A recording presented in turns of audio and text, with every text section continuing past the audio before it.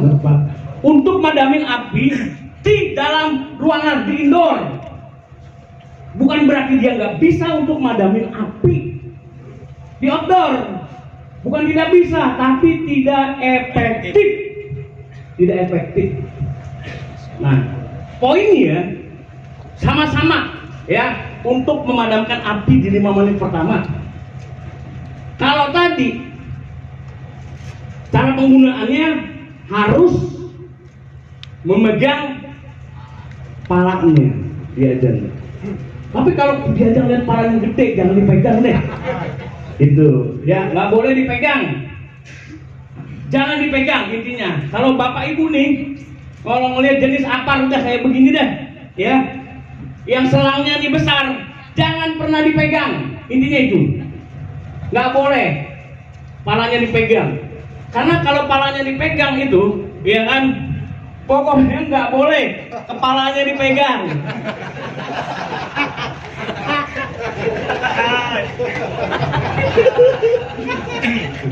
Terus nggak boleh kepalanya dipegang, nggak boleh. Ya, nah itu bisa melukai kulit ari kita, akan nempel begitu. Dia aja pernah megang biang es. Dulu masih kecil lah ya, sering kan suka iseng gitu kan, itu nggak boleh. Kalau kepalanya besar jangan dipegang, ngeri. Udah, itu saja. Nah, cara penggunaannya saya minta bantuan dari Ki Ajeng, karena saya yakin Ki Ajeng itu bisa untuk melakukan ini. Dan seluruh ini yang mewakili ada hanya di Ki Ajeng saja. Kalau yang lainnya, saya anggap nggak bisa. Ki Ajeng kita coba. Yuk, baik ya.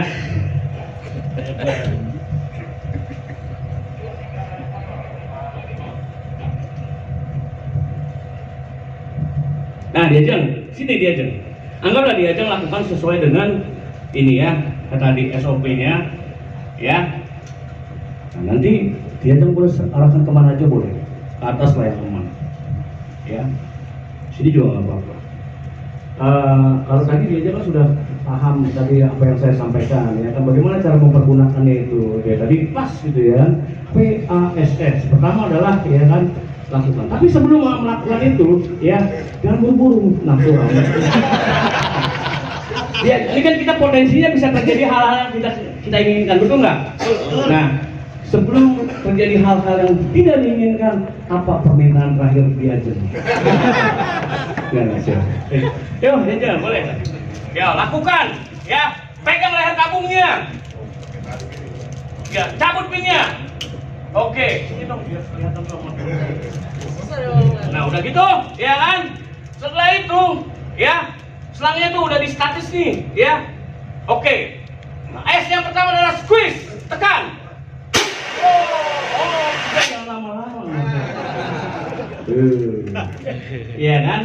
Jadi kalau ini, ya, dia tidak meninggalkan residu, Pak. Aman. Jadi sedianya untuk Pak, lu udah terlambat nutupnya itu.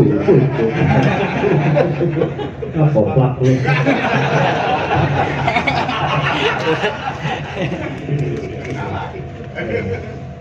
Enak kan ya, jadi pas terus lima ya.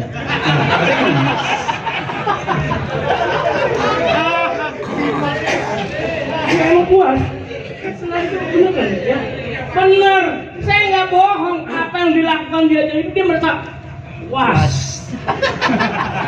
Nah, ini dia kelebihannya, ya. Tapi dia kekurangannya, ya. Untuk padamin api itu di luar ruangan itu bukan tidak mampu nih Diajeng. Boleh Diajeng, boleh tuh bila mana terjadi kebakaran, ambil kedua-duanya, ya. Nah, tapi dia bukan tidak mampu ya Bapak Ibu, bukan tidak mampu, tapi tidak efektif. Jikapun Bapak Ibu mau melakukan pemadaman dengan mempergunakan CO2 itu, ya harus jarak dekat, lebih dekat lagi, itu, ya. Paham ya? Gitu ya? Baik. Ya, makasih Diajeng. Boleh dong, apa sih yang gak buat kamu? Ya, ya. Oh iya. Betul. Mengenai kalau untuk yang ruangan server, itu berbeda kan pasti. Betul, perlakuannya berbeda. Nah, kalau karena ruangan server itu kan pasti banyak alat-alat elektronik dan segala Betul. macamnya. Itu apakah sama dengan itu pakai CO2 atau dia setahu aku kemarin soalnya baru kayak nyari untuk ruangan server itu pakainya thermatic kok. Nah, itu bedanya apa dengan CO2? Terima kasih diajar pertanyaannya. Oh, boleh saya. Nomor teleponnya deh. Itu pertanyaan yang sangat luar biasa. Artinya ya, ini yang saya sampaikan kepada teman-teman semua dan tenang, khususnya gedung apa building dari Menara Najrah sampai juga ya, hingga teman-teman semuanya ini ada interaktif ya dalam kita ya kan. Pertanyaan dari dia dan ini akan mewakili betul. Saya sih sebenarnya belum menyampaikan itu. Saya akan menanyakan tuh nantinya gitu, apakah di Menara Najrah ini ada ruang server? Ada pasti. Betul ya, artinya ada ruang server. Di ruang server itu ya tidak, maksudnya tidak nggak boleh, bukan berarti nggak boleh gitu ya Pak ya. Akan tidak ada regulasinya. Wajib mempergunakan untuk jenis apartnya menyediakan bukan yang grade chemical powder. Jadi harus ya mempergunakan CO2 atau sistem termatik, karena untuk termatik itu sistem pemadamannya itu secara otomatis sama dengan sistem proteksi kebakaran. Dia sistemnya terpasang statis tuh gitu. Nah ini kan hanya untuk melakukan pemadaman buat user ya pada saat itu gitu loh. Jadi sama pemadamannya ya, bisa pakai termatik ya, bisa pakai CO2 air 11, jadi yang clean agent itu cukup menjawab intinya itu tuh. Nah, jadi gitu ya Bapak Ibu ya, sedianya Bapak Ibu bukan saja sebetulnya hanya di ruangan server saja, untuk di ruangan ya dokumentasi dokumen itu ya sedianya yang banyak banget barang-barang elektronik Pak itu loh ya, itu disediakan CO2 minimalnya gitu. Tapi tidak artinya gini Pak Pur, dasarnya mana? Tidak ada, peraturannya nggak ada, hanya di Permenaker nomor 4 tahun 1980. Apar itu terpasang dari beberapa ukuran dan tidak ada itu ya, dan tidak dianjurkan, tidak ada regulasinya bahwasanya pakainya ini pakai ini, tidak itu ya. Pokoknya ada, harus terpasangnya itu untuk CO2 atau F11. Oke, selanjutnya adalah ya memastikan prosedur penanganan keadaan darurat. Pada saat keadaan darurat Bapak Ibu ya, pada saat melakukan upaya pemadaman dengan mempergunakan apa ini, jelasnya gitu Pak. Memastikan prosedur penanganan keadaan darurat dipatuhi oleh Bapak Ibu selaku user, selaku pemakai, dan dilaksanakan oleh setiap personil. Kenapa harus dipatuhi? Gini loh Pak, maksudnya pada saat Bapak Ibu melakukan upaya, maksud hati Bapak Ibu tuh melakukan upaya pemadaman ya di ruang kerja Bapak Ibu ya. Saking paniknya, tadi di awal lagi saya katakan, saya ulas lagi, orang panik itu bisa menghilangkan akal pikiran sehat kita Pak, betul nggak? Betul. Itu ya, orang banyak nih Pak ya, korban kebakaran itu banyak sekali korban yang pada saat dia terjadi kebakaran dia pikir lari ke rooftop lalu dia lompat, dia akan selamat. Betul, lompat dari rooftop itu ya kan cepet hilang masalahnya kan itu, karena panik dia lupa menghilangkan akal pikiran sehat kita itu. Nah kembali memastikan prosedur keadaan penanganan darurat dipatuhi. Bapak itu pada waktu melakukan pemadaman dengan mempergunakan DCP itu, tadi kan impactnya dari DCP itu kan merusak ya. Coba itu Bapak semua padamin apinya nih, jas udah tuh kan, padahal dari sekian detik itu apinya itu udah mati tuh, akibat keenakan ya kan masih ada, seperti kemana-mana, koplak tuh namanya tuh. Ya kan, nyalain prosedur. Iya kan, akibat dari itu rusak kemana-mana. Bahkan Bapak bisa menjadi tersangka loh, jangan main-main, Ibu. Ya, rusak gara-gara kamu gitu loh. Itu Pak, maksudnya itu. Ya, oke. Nah, Bapak Ibu ini lagi tugas. Yang ketiga adalah memberikan instruksi kepada setiap tindakan darurat. Ya, awalnya tadi saya katakan sama Bapak Ibu semua, Pak, Bapak Ibu kira-kira tahu nggak sih di sini? Ya, Bapak Ibu jangan cuma kerja datang sampai jam selesai udah pulang. Tapi Bapak Ibu semuanya lupa bahwasannya keadaan darurat itu nggak bisa kita prediksi, betul nggak? Lagi-lagi, ya, memberikan instruksi. Pak, Bapak Ibu di sini karyawan-karyawatinya bukan statis saja, tapi ada yang dinamisnya. Pada saat Bapak Ibu melakukan kerja, kemungkinan ada tamu datang, betul nggak? Di saat tamu itu datang, terjadilah kebakaran umpamanya. Iya kan? Kita nggak tahu, kita tidak bisa prediksi. Nah, sama rame-rame itu Bapak Ibu semua. Das ya kan, nomor saya bunyi berpaging tuh. Pengumuman terjadi kebakaran, evakuasi. Nah, tapi Bapak Ibu lupa. Di mana? Nggak tahu saking paniknya. Bapak Ibu mengerahkan kepada pemimpinan atau statisnya karyawatnya di sini. Pak, Bapak Ibu, ya kan? Nah, segera tinggalkan ruangan. Jangan panik. Nah, segera tinggalkan ruangan dan jangan panik menuju tangga darurat. Sedangkan Bapak Ibu tangga darurat itu nggak tahu di mana. Bapak Ibu menyampaikan kepada penghuni gedung, Pak, tangga darurat ada di sebelah kiri sisi. Itu apalah gitu ya, dari sebelah kanan atau di sebelah utara atau selatan. Itu Pak. Gitu. Maksud tujuannya adalah dalam rangka upaya meminimalisir resiko kerugian yang sangat besar. Nah, itu Pak. Nah, melakukan komunikasi efektif dengan instansi terkait.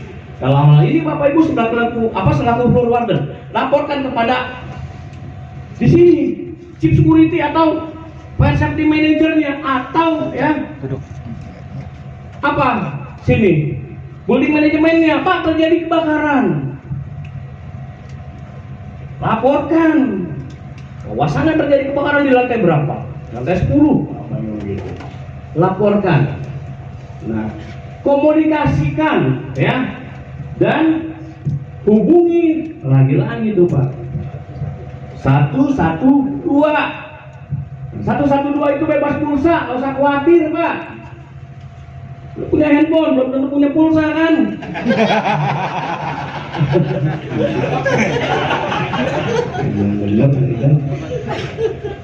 Itu IP juga nebeng.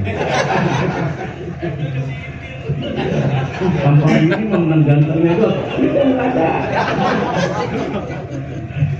Nah, jadi 112 itu ya bebas pulsa Pak, bebas pulsa. Sekarang kalau Bapak nggak percaya, coba ya, pasti dilayani Pak.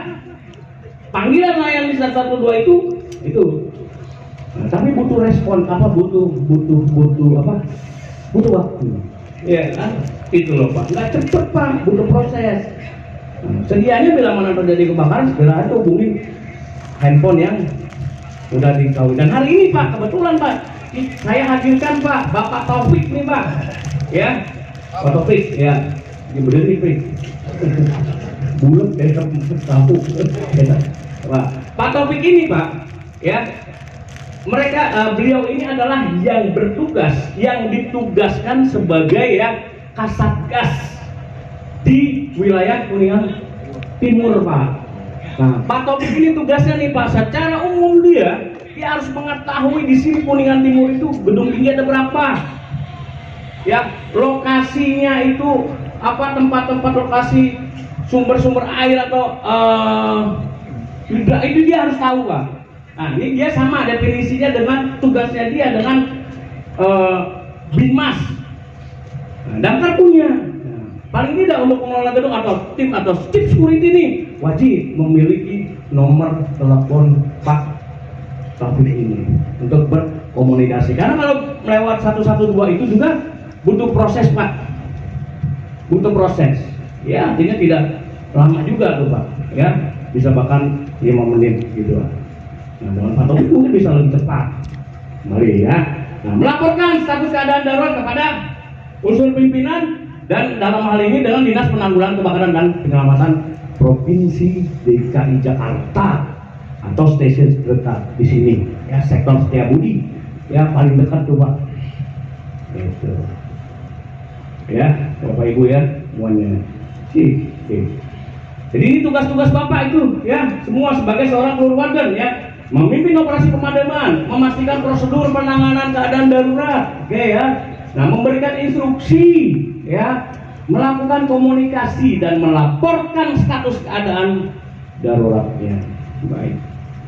Nah, lanjut ya Bapak Ibu. Oke. Pak Fajar langsung yang disimulasinya saja Pak. Nah, baik Bapak Ibu ya. Oke. Nah, ini Pak. Kembali ya. Besok kalau tidak ada halangan ya, mudah-mudahan rencana kegiatan kita berkaitan dengan simulasi pencegahan dan penanggulangan kebakaran ya, besok jamnya kita nggak tahu, jam berapa saya nggak tahu, tapi yang pasti besok kita akan melakukan simulasi.